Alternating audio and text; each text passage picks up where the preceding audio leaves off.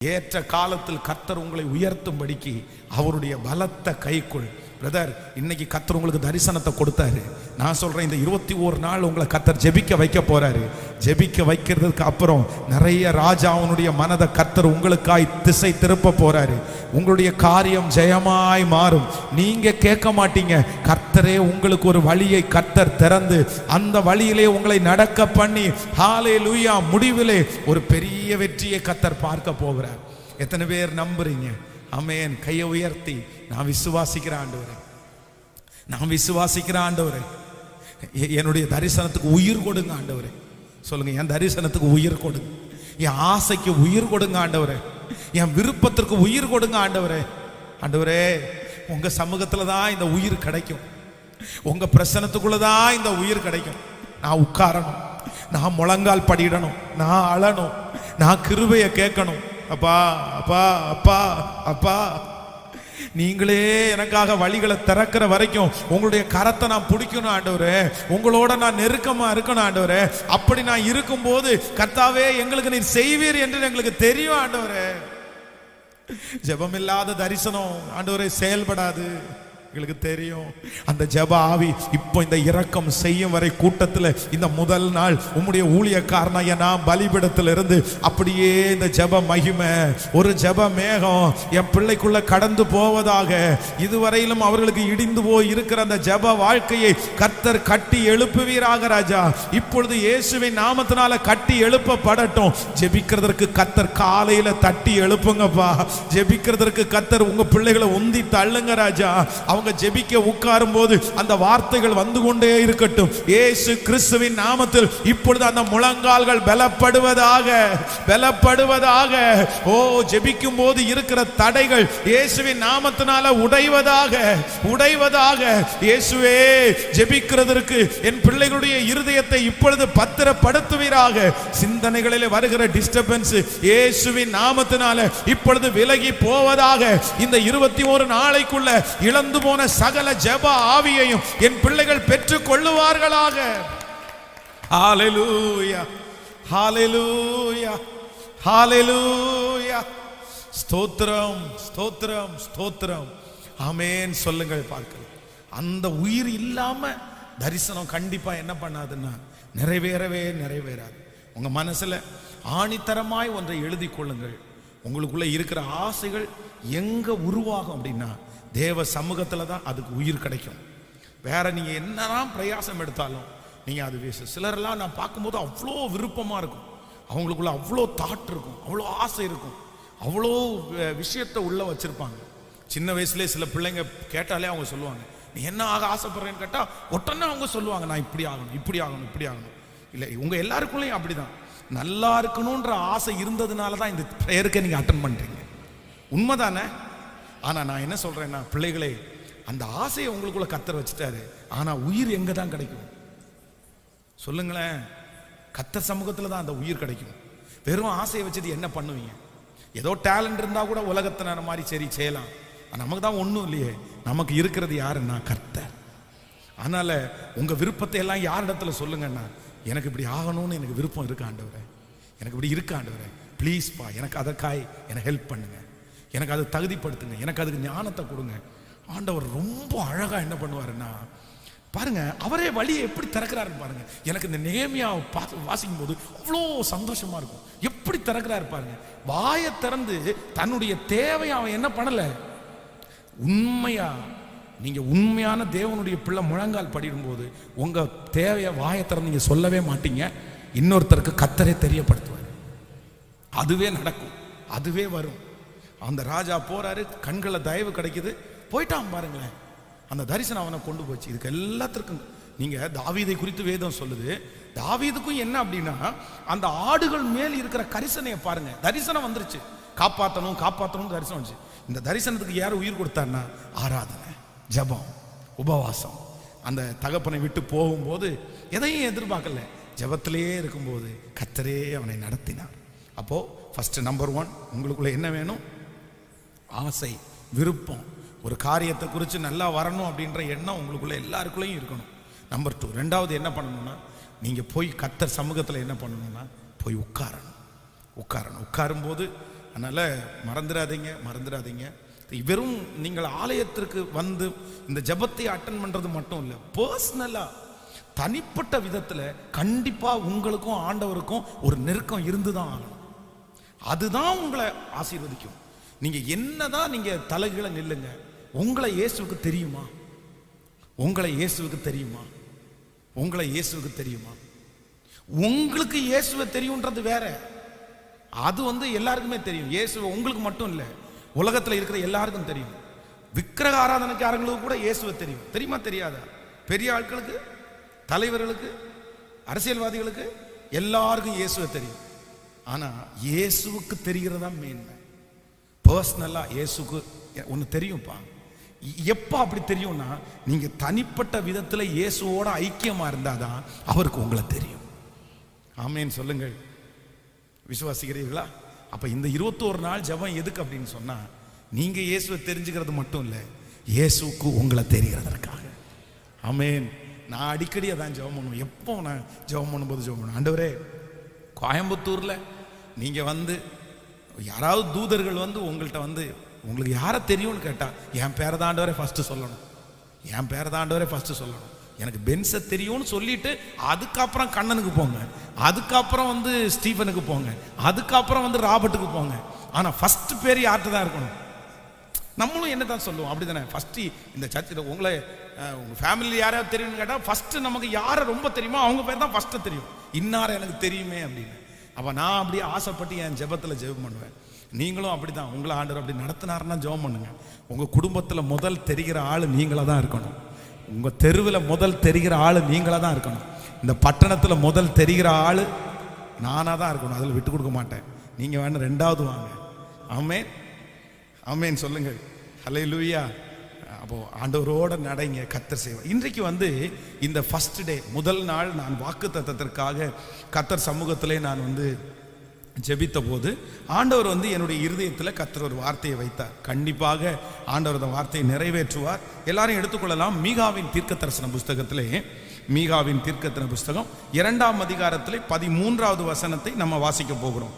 மீகாவின் தீர்க்கதரிசன புஸ்தகம் 2ஆம் அதிகாரத்திலே 13வது வசனத்தை எல்லாரும் சேர்ந்து வாசிக்கலாமா? 13வது வசனத்தை எல்லாரும் சேர்ந்து வாசிக்கலாம். தடைகளை நீக்கி போடுகிறவர் அவர்களுக்கு முன்பாக நடந்து போகிறார். அவர்கள் தடைகளை நீக்கி வாசலால் உட்பிரவேசித்து கடந்து போவார்கள். அவர்கள் ராஜா அவர்களுக்கு முன்பாக போவார். கர்த்தர் அவர்கள் முன்னிலையில் நடந்து போவார். இன்னொரு விஷயம் கூட நம்ம சேர்ந்து வாசிக்கலாம்.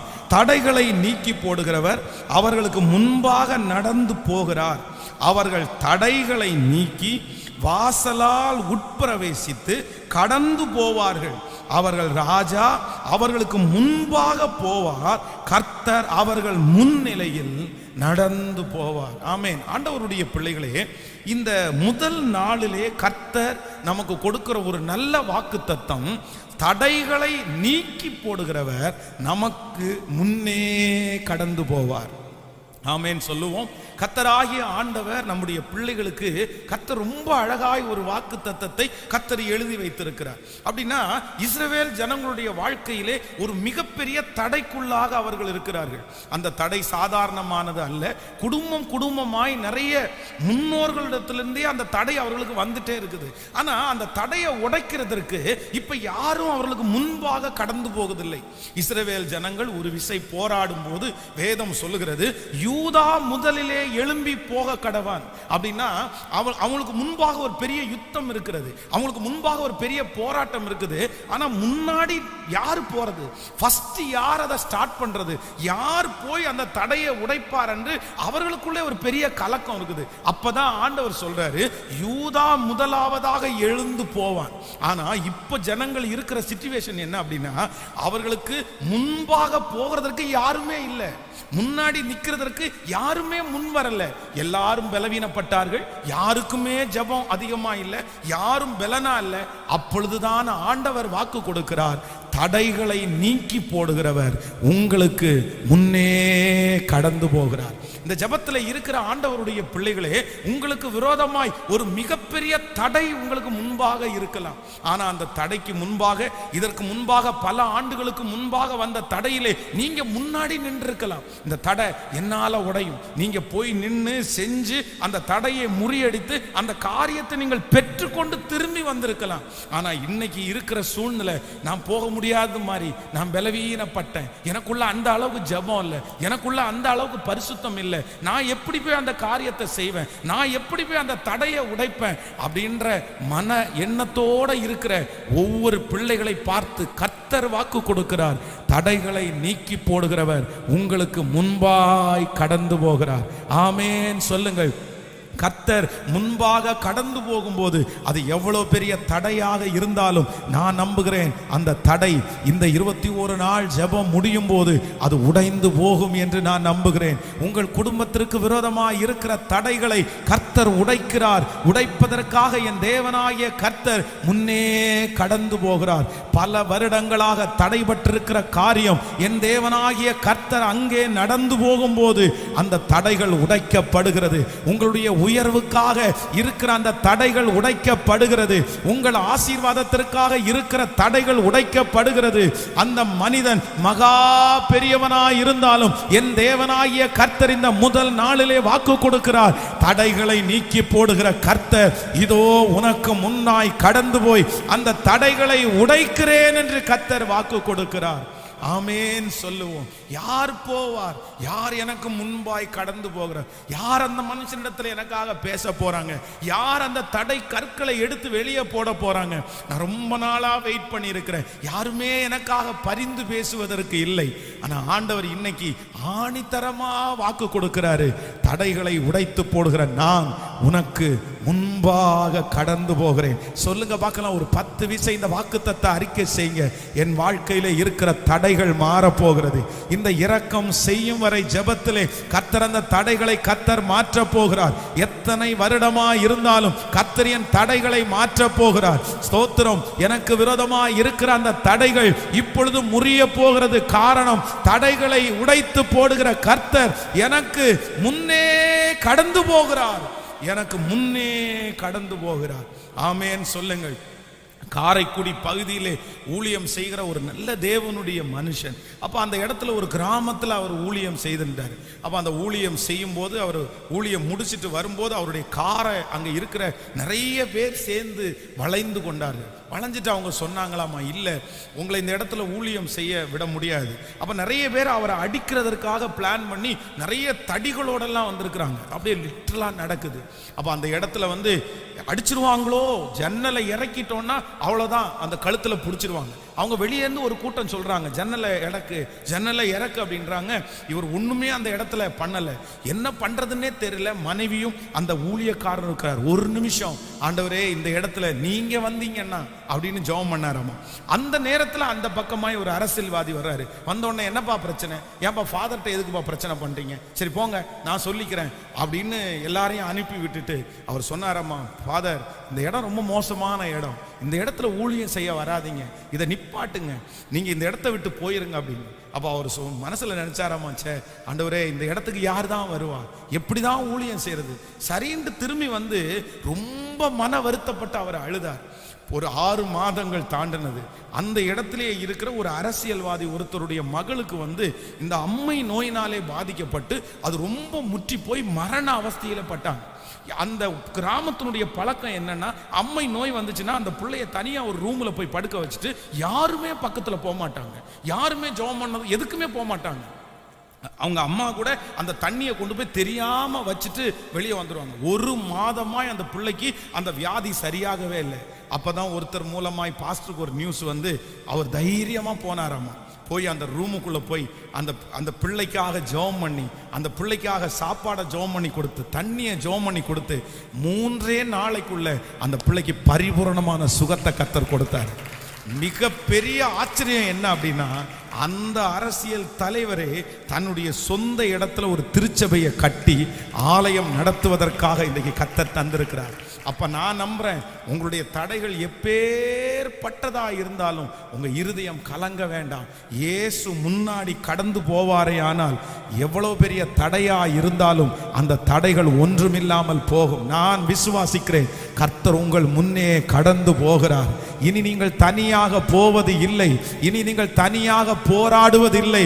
இந்த ஜெபத்திலே கர்த்தர் உங்களுக்கு வாக்கு கொடுக்கிறார். இஸ்ரவேலே, நான் உனக்கு முன்பாய் கடந்து போய் உன் தடைகளை மாற்றுவேன். யாக்கோபை பார்த்து கர்த்தர் வாக்கு கொடுத்தார் அல்லவா, எகிப்திற்கு உன்னோடு கூட நான் வருவேன், உனக்கு முன்பாய் நான் கடந்து போவேன். ஹல்லேலூயா. யோசேப்பு அந்த பட்டணத்திற்கு போகிறதற்கு முன்பாகவே கர்த்தர் அவனுக்கு முன்பாக ஒரு தூதனை கர்த்தர் அனுப்பினார். இன்றைக்கு இந்த ஜெபத்திலே வாஞ்சையோட கேட்டுக்கொண்டிருக்கிற ஆண்டவருடைய பிள்ளையே, நான் நம்புகிறேன், இயேசு உனக்கு முன்பாய் கர்த்தர் ஒரு தூதனை கர்த்தர் அனுப்புகிறார். கர்த்தர் உனக்கு முன்பாய் கடந்து போகிறார். இதோ உன்னுடைய குடும்பத்திற்கு விரோதமாய் இருக்கிற தடைகள் இயேசுவின் நாமத்தில் முறிகிறது. ஹல்லேலூயா. இத்தனை வருடங்களா இருந்த தடைகள் முறிகிறது. கைகளை உயர்த்தி அப்படியே ஜெபித்துக் கொண்டே இருக்கலாம். நீங்க ஜெபிக்க ஜெபிக்க கர்த்தருடைய அற்புதம் நடக்கிறது. ஹல்லேலூயா, ஹல்லேலூயா. அந்த வருமானத்திற்கான தடைகள் உடைவதாக. ஸ்தோத்திரம், ஸ்தோத்திரம். அந்த ஆசீர்வாதம் கிடைக்கப்படாமல் இருக்கிற தடைகள் உடைவதாக. அந்த பேச்சுவார்த்தைக்கு வராமல் இருக்கிற அந்த தடைகள் உடைவதாக. நெடுநாட்களாய் தடையாய் இருக்கிற காரியங்கள் இதோ மடை திறந்த வெள்ளம் போல இப்பொழுது ஓஹோ என்னுடைய ஜனங்களுக்கு, இந்த ஜெபத்திலே கலந்து கொண்டிருக்கிற ஜனங்களுக்கு அந்த தடைகள் உடைக்கப்பட்டு அது மடை திறந்த வெள்ளம் போல கடந்து வரட்டும். ஓ ஹல்லேலூயா. சகோதரனுடைய தடைகள் மாறுவதாக, குடும்ப தடைகள் மாறுவதாக. இயேசுவின் நாமத்தினால கரங்களை தட்டி ஜெபிக்க ஜெபிக்க ஜெபிக்க ரப்தல ரோஹதன ரோமாலா ரேஹதாராலா சோதரமா அந்த தடைகள் உடைக்கப்படுகிறதற்காக ஸ்தோத்திரம், ஸ்தோத்திரம். என் பிள்ளை சாட்சி சொல்ல போகிறதற்காக நன்றி, சாட்சியாய் நிற்க போகிறதற்காக நன்றி, பெரிய சாட்சியாய் கர்த்தருடைய பிள்ளையை நிறுத்த போகிறதற்காய் நன்றி அப்பா. தடைகளை உடைக்கிறவர் எனக்கு முன்னே கடந்து போகிறார். ஆமேன் சொல்லுங்கள். இந்த வசனத்தை நான் தியானித்துக் கொண்டிருக்கும் போது இந்த வேதத்திலேயே மிகப்பெரிய தடையாயிருந்த ஒரு மனுஷனை குறித்து ஆண்டவர் என்னுடைய இருதயத்தில் பேசினார். அந்த மனுஷன் கிட்டத்தட்ட பார்த்தீங்கன்னா ஒரு 5 விசை இஸ்ரவேல் ஜனங்களை ரொம்ப தடை பண்றாரு. நீங்க வேதத்தில் என்னோடு கூட சேர்ந்து வாசிக்கலாம். அந்த ஒரு காரியத்தை சொல்லி நான் ஜெபித்து முடிக்க ஆசைப்படுகிறேன். வாசிக்கலாம். முதலாவதாக யாத்திராகமம் நம்ம 5ஆம் அதிகாரத்திலே 2வது வசனத்தை வாசிக்கலாமா?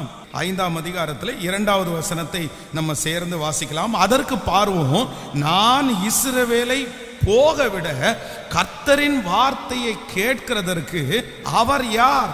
நான் கர்த்தரை அறியேன், நான் இஸ்ரவேலை போக விடுவதில்லை என்றான். நன்றாய் கவனிங்கள்.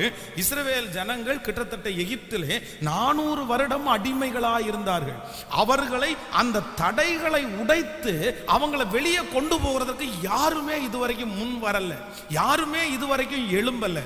அப்பதான் ஆண்டவர் மோசே என்கிற ஒரு தேவ மனுஷனை எழுப்பி, நீ போடா, நீ என் ஜனங்களுக்காக பேசு அப்படின்னு சொல்லி அனுப்பி விடுறாரு. அப்போ இந்த மோசே ஜனங்கள் அந்த ராஜாவுக்கு முன்பாக போய் நின்று கர்த்தரை அனுப்பி விட்டாரு.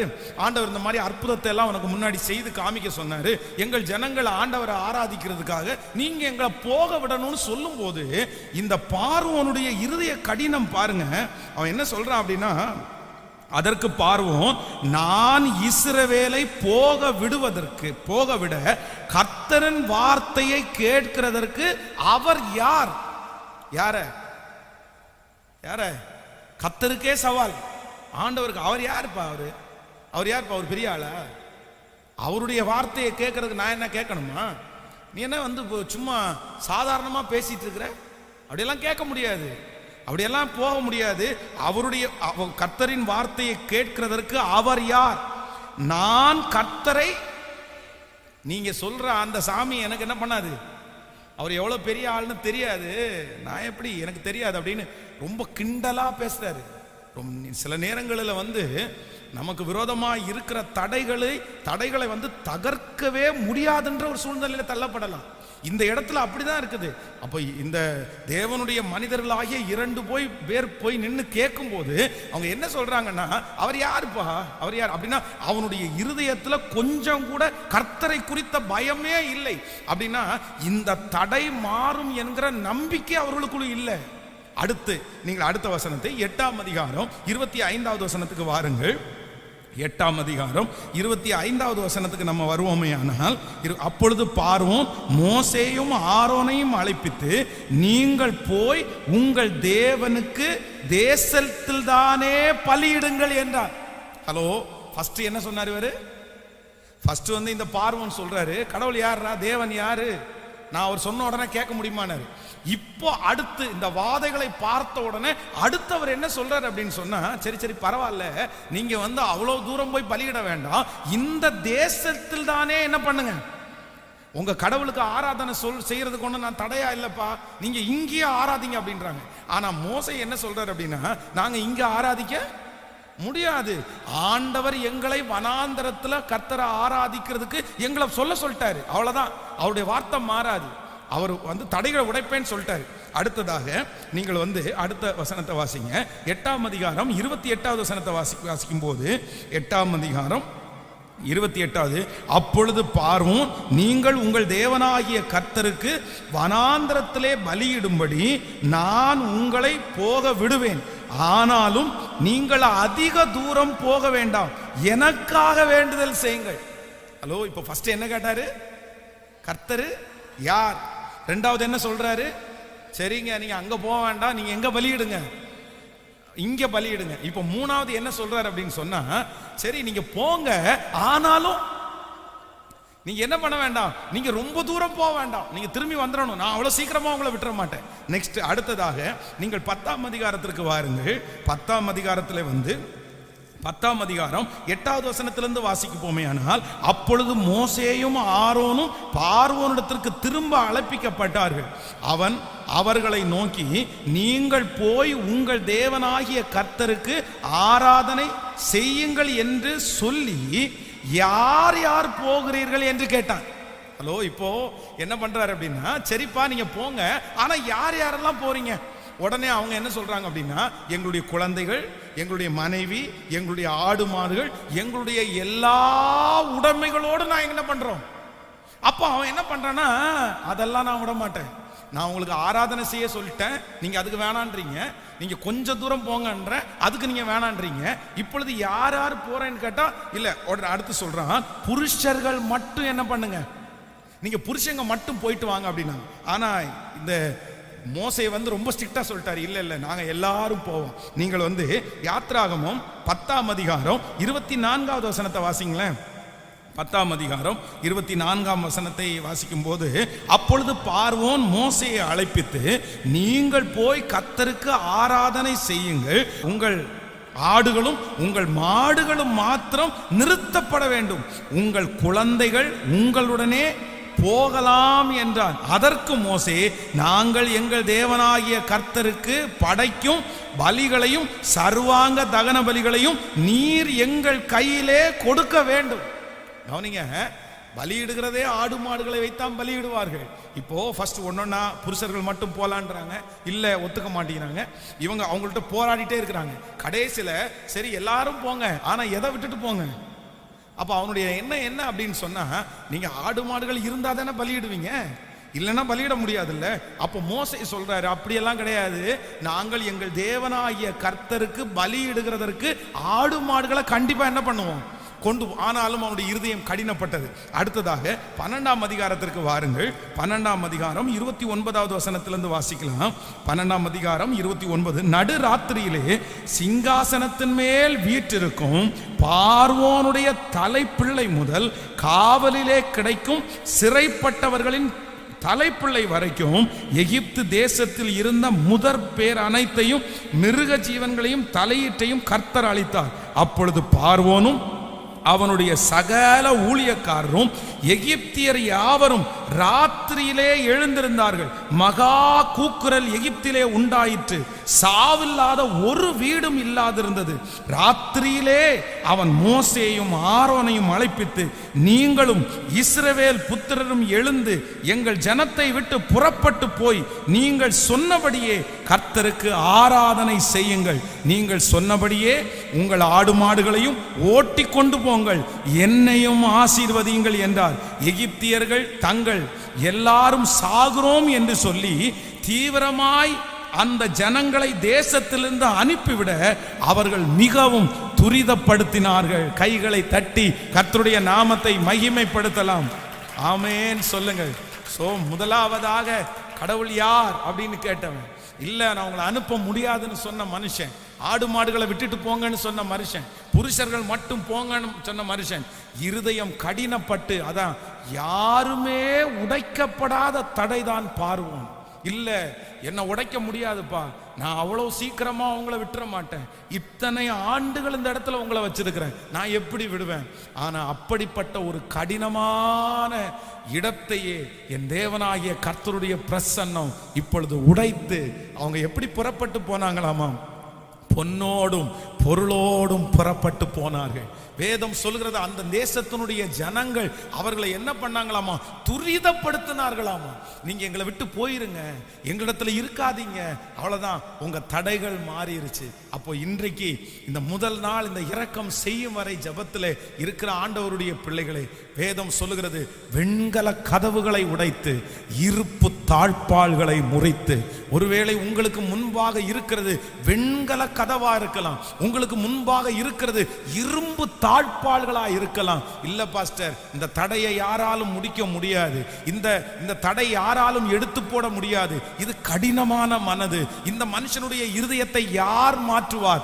நான் நம்புகிறேன், இஸ்ரவேல் ஜனங்களை பொன்னோடும் பொருளோடும் புறப்பட செய்வாரானால் இந்த சத்தத்தை கேட்கிற உங்களை பார்த்து கர்த்தர் சொல்லுகிறார், உன் 10 வருடமா இருக்கிற தடைகள் உடையும், சில வருடங்களா இருக்கிற தடைகள் உடையும். அது எவ்வளவு கடினமா இருந்தாலும், அது எவ்வளவு வெண்கல கதவுகளா இருந்தாலும், அது எவ்வளவு இரும்பு தாழ்பாள்களா இருந்தாலும், என் தேவனாகிய கர்த்தர் அந்த தடைகளை நன்றாய் கரங்களை தட்டி, ஹalleluya, கரங்களை தட்டும் போது ஹalleluya, அந்த தடைகள் உடைவதாக, இயேசுவின் நாமத்தில் அந்த தடைகள் உடைவதாக.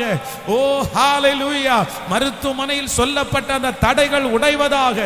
ஆசீர்வாதத்திற்கு இருக்கிற அந்த தடைகள் இயேசுவின் நாமத்தில் உடைவதாக. தடைகளை உடைக்கிறவர் நமக்கு முன்னே கடந்து போகிறார். எத்தனை பேர் விசுவாசிக்கிறீங்க?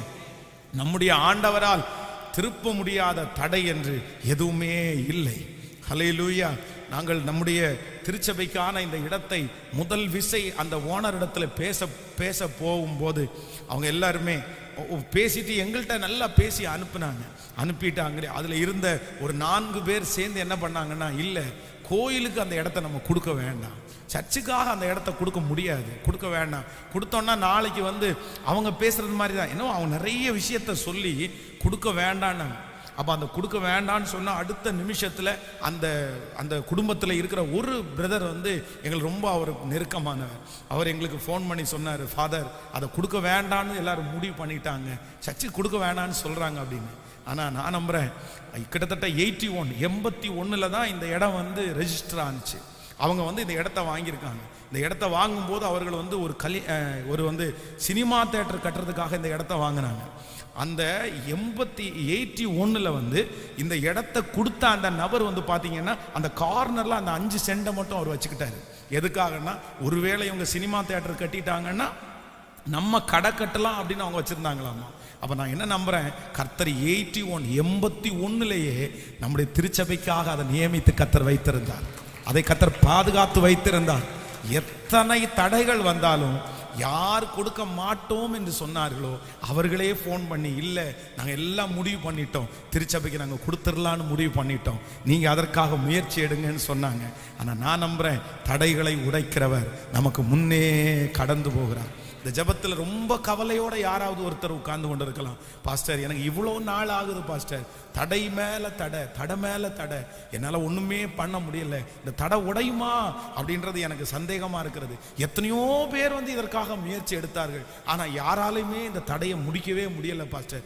இது ரொம்ப ஸ்ட்ராங்கா இருக்குது, இது வெண்கலமா இருக்குது, எங்களால உடைக்க முடியல, ஜெபத்தால உடைக்க முடியல, உபவாசத்தால உடைக்க முடியல. ஆனா ஆண்டவர் இன்னைக்கு தெளிவாய் பேசுகிறாரு, உங்க இருதயம் கலங்க வேண்டாம், தடைகளை உடைக்கிறவர் உங்களுக்கு முன்னே கடந்து போகிறார், உங்களுக்கு முன்னே கடந்து போகிறார். அவர் போனாரே ஆனால் எத்தனை வருடமா இருந்தாலும் அந்த தடைகள் உடையும். ஆமென் சொல்லுங்க. நம்ம எல்லாரும் விசுவாசத்தோட இன்னைக்கு ஜெபிக்க போறோம், விசுவாசத்தோட கடந்து போக போறோம். ஆண்டவரே, 400 ஆண்டுகளுடைய தடையை நீர் முடிக்க முடியுமானால் என் வாழ்க்கையில இருக்கிற தடையை முடிக்க முடியும். எப்பேற்பட்ட கடினமான மனுஷனாகிய பார்வோனுடைய இருதயத்தையே கர்த்தர் திசை திருப்ப முடியுமானால் நான் நம்புகிறேன் மனிதருடைய எண்ணங்களை கர்த்தரால் மாற்ற முடியும். அவரால் ஆகாத காரியம் என்று ஒன்றுமே இல்லை. என் தேவனால் எல்லாம் கூடும். தடைகளை உடைக்கிற இயேசு எனக்கு முன்னே கடந்து போகிறார். ஆமென் சொல்லுவோம். என்னை உண்டாக்கினவர், என்னை சீருஷ்டித்தவர் என் முன்னே நடந்து செல்கிறார். என்னை உண்டாக்கினவர், என்னை சீருஷ்டித்தவர் என் முன்னே நடந்து செல்கிறார். தீங்கு என்னை ஒன்றும் செய்யாதே, தீங்கு என்னை ஒன்றும் செய்யாது. யாக்கோவென்னும் சிறு பூச்சியே, நீ ஒன்றுக்கும் கலங்கி விடாதே. இஸ்ரவேலின் சிறு கூட்டமே, நீ எதற்கும் பயந்து விடா. யாக்கோவென்னும் சிறு பூச்சியே, நீ ஒன்றுக்கும் கலங்கி விடாதே. இஸ்ரவேலின் சிறு கூட்டமே, நீ எதற்கும் பயந்து விடாதே. அழைத்தவர் அவர் ஒரு நாள் நம்மை கைவிட மாட்டார். முன்குறித்தவர் ஒரு நாள் நம்மை விட்டுவிட மாட்டார். பெயர் சொல்லி அழைத்த தெய்வம் அவர் மகிமைப்படுத்துவார், மகிமைப்படுத்துவார். ஹல்லேலூயா. அவர் தடைகளை உடைத்து போடுகிற கர்த்தர். அழைத்தவர் கைவிடுவாரோ, தெரிந்தவர் விட்டிடுவாரோ? சொல்லுங்க பார்க்கலாம். அழைத்தவர் கைவிடுவாரோ, தெரிந்தவர் விட்டிடுவாரோ? பெயர் சொல்லி அழைத்த தேவன், பெயர் சொல்லி அழைத்த தேவன் மகிமை பாடுத்திடுவார், மகிமை பாடுத்திடுவார். இப்ப கைய மேலது என்னை உண்டாக்கினவர், என்னை சீருஷ்டித்தவர் என் முன்னே நடந்து செல்கிறார். அப்பனே இயேசுவே, ஹல்லேலூயா இயேசுவே. தீங்கு என்னை ஒன்றும் செய்யாதே, சத்ரு என்னை ஒன்றும். விசுவாசத்தோடு பாடுவோம். என்னை உண்டாக்கினவர், என்னை சீருஷ்டித்தவர்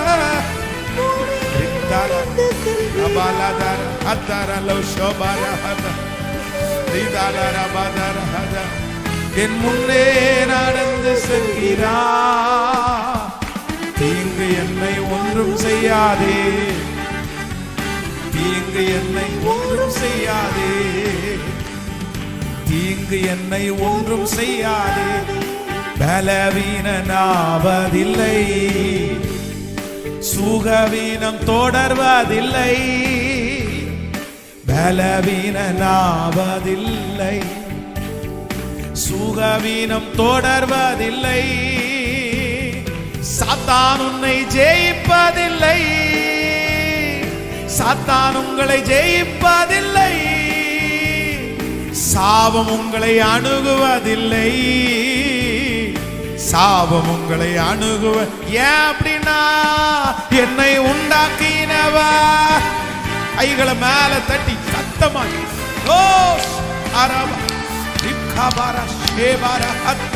இயேசுவே.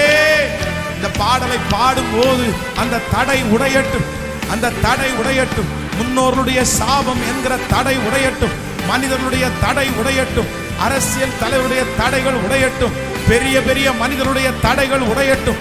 இயேசுவின் நாமத்தினால எங்கள் பிள்ளைகளுக்கு விரோதமாய், உயர்வுக்கு விரோதமாய், ஆசீர்வாதத்திற்கு விரோதமாய் இருக்கிற தடைகள் இப்பொழுது இந்த முதல் நாளிலே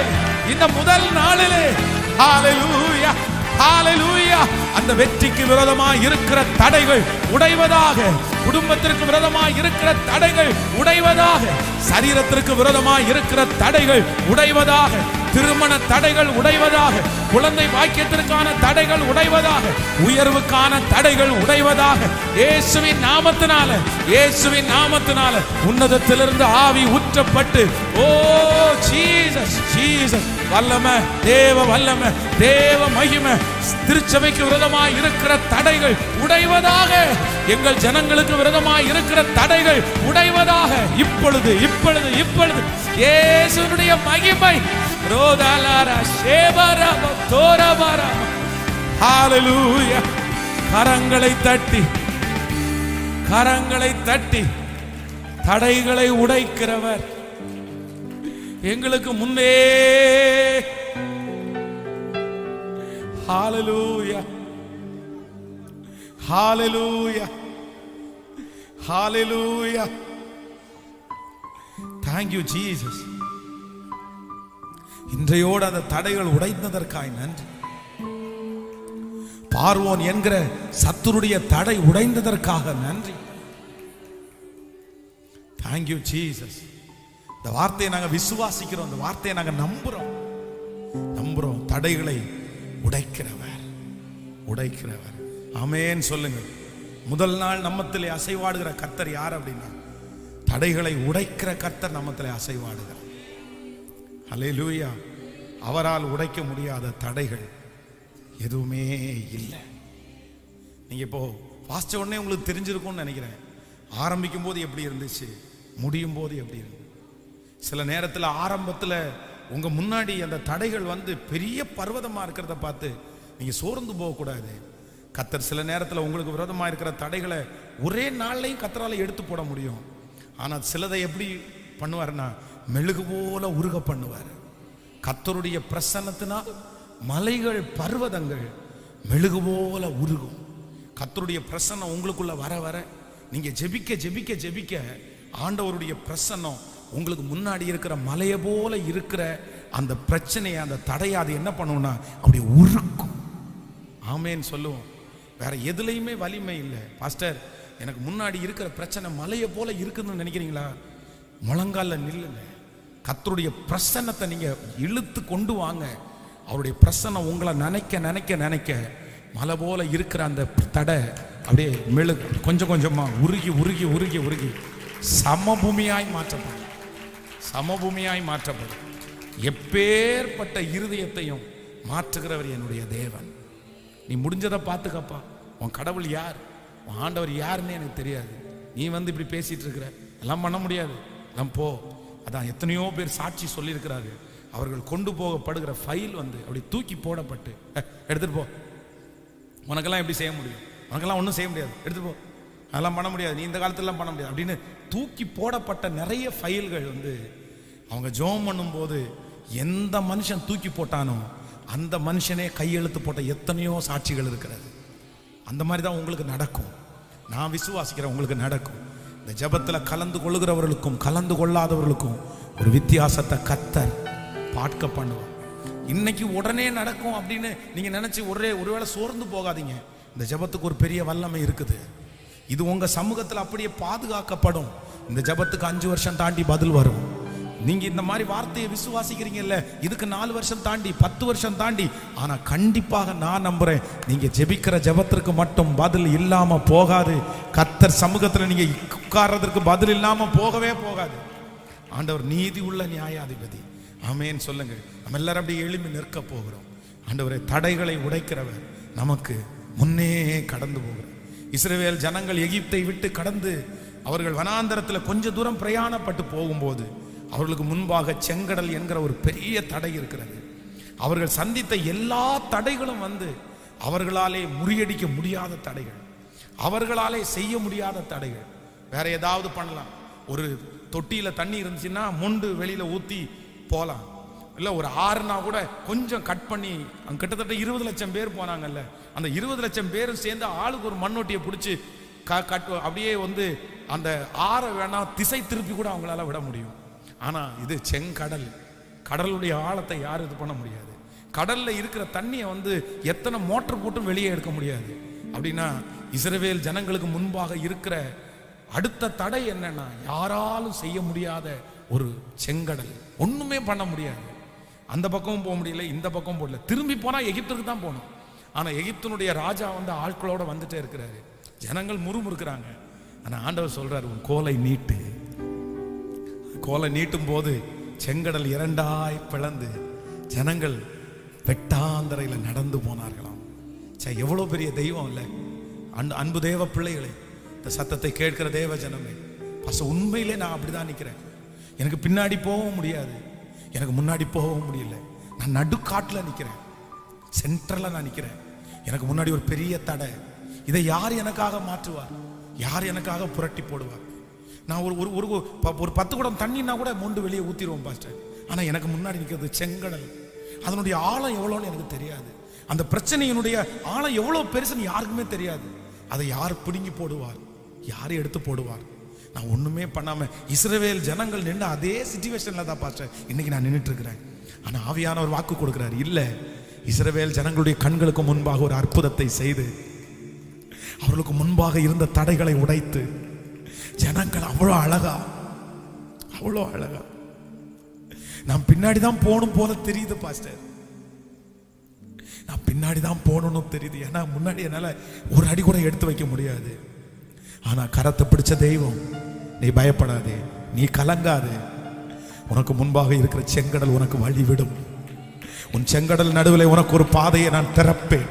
கர்த்தரே ஒரு பாதையை திறந்து இஸ்ரவேல் ஜனங்களை நடத்தி கொண்டு போகிற முடியுமானால், நடத்தி கொண்டு போகிறதுக்கு உண்மை உள்ளவர் ஆனால், இதோ இந்த சத்தத்தை கேட்டுக்கொண்டிருக்கிற ஒவ்வொருத்தருக்கும் கர்த்தர் வாக்கு கொடுக்கிறார். நீ ஒருவேளை அங்கேயும் இங்கேயும் போகாமல் நடுவில் நின்று கொண்டிருக்கலாம். உன் கரத்தை பிடித்த தெய்வம் உன்னை பின்பாக கர்த்தர் அனுப்ப மாட்டார். உன்னை கரத்தை பிடித்த தெய்வம் உனக்கு முன்பாய் கடந்து போகிறதுனாலே அவர் சொல்லுகிறார், நீ எனக்கு பின்னாடி வா, நான் உனக்கு முன்பாக இருக்கிற தடைகளை உடைத்தறிவே. ஹalleluya, ஹalleluya, ஹalleluya.